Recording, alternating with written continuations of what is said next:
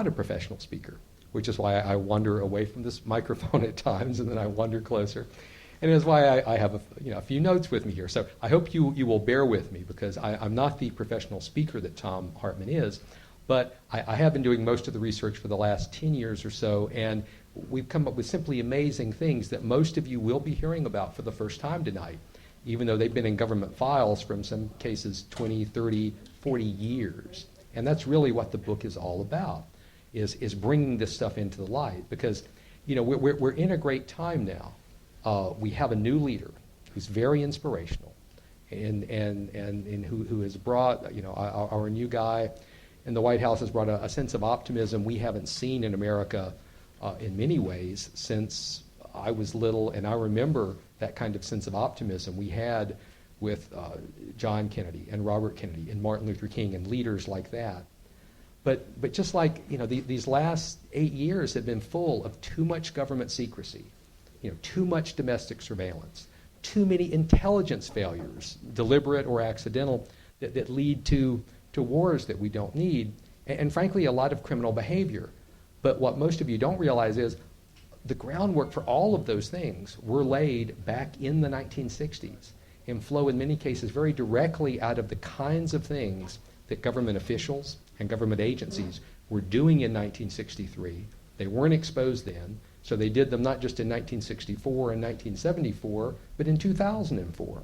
So until we can bring all of this new information into the light, things are going to keep happening.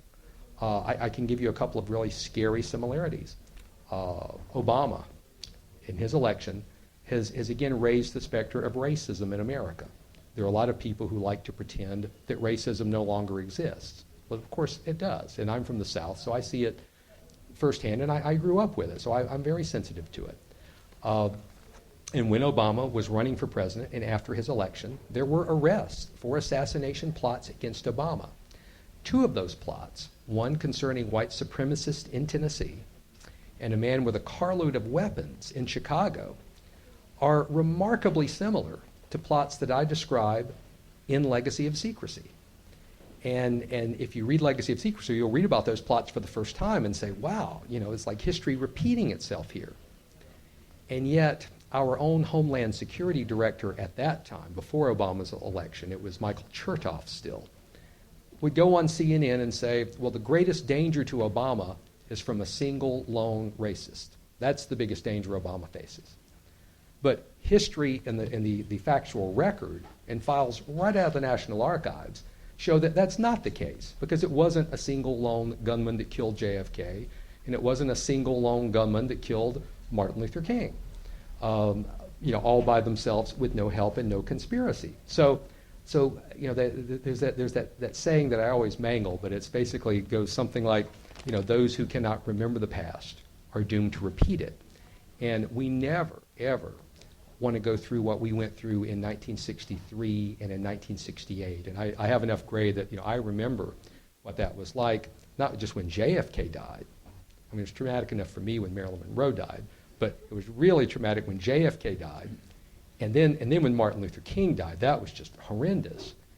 And then within months, Bobby, and when you look at the turmoil unleashed in the 60s, certainly with Vietnam being a big factor in civil rights in general, but those 2 murders so close together, that was really just like igniting a powder keg, because, like Mark was saying, people did feel powerless. They felt like, well, if they can shoot these guys, why bother with the political system? Why bother with the corporate system? Let's tune in and drop out and turn out or whatever.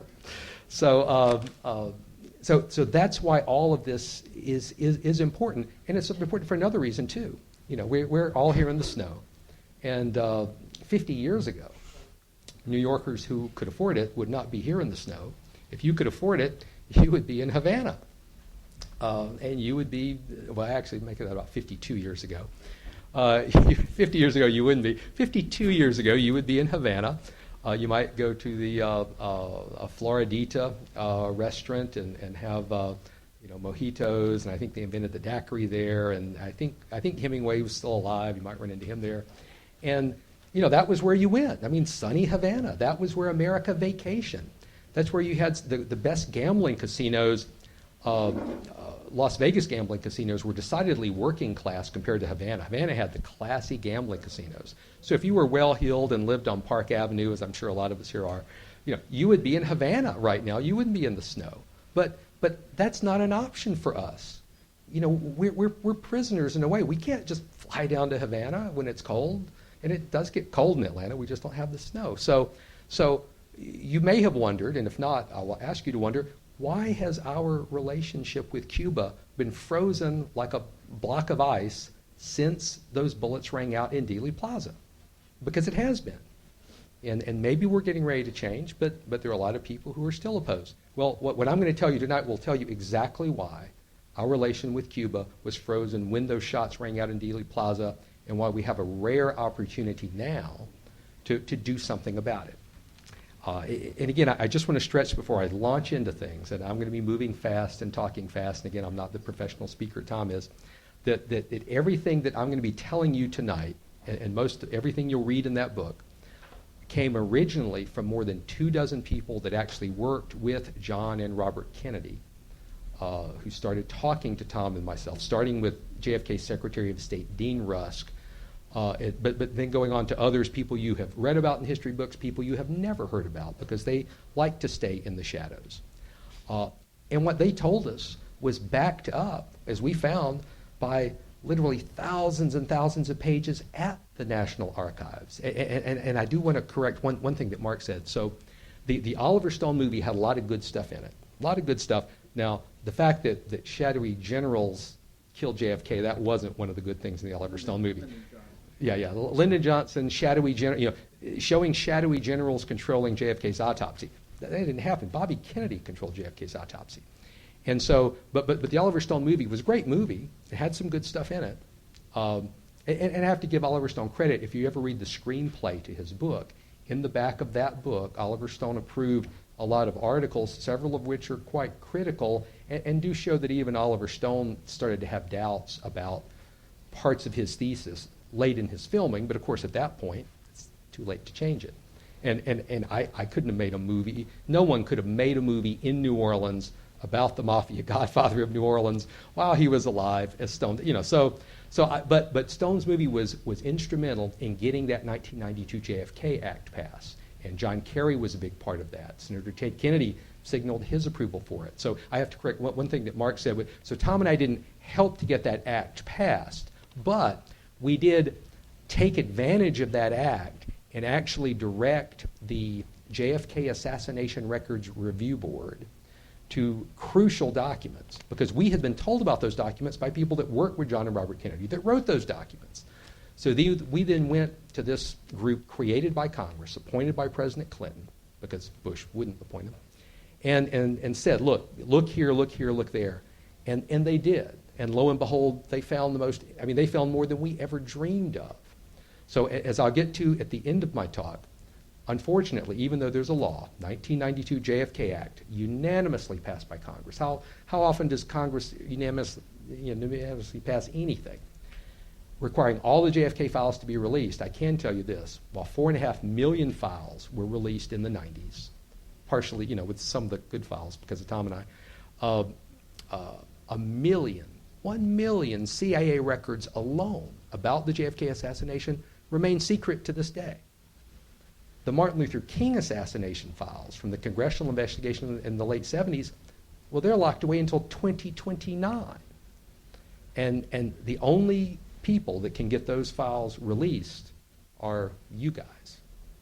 Because if you go to your congressperson or your senator, or write them or call them or telegraph them or however, or send them an email or a text and say, I want this act enforced.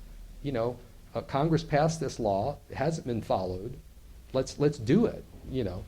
It's not going to happen. And the CIA, by the way, said a few months ago in a court filing, even though the law says that last million records are supposed to be released in 2017, the CIA reserved the right in this court filing to keep them secret past 2017. So just ridiculous, but you're going to hear why and the excuse they're using and why that excuse is no longer good. Because here's the crux of what 854 pages are all about. And that's that it explains why there was so much government secrecy about JFK's murder.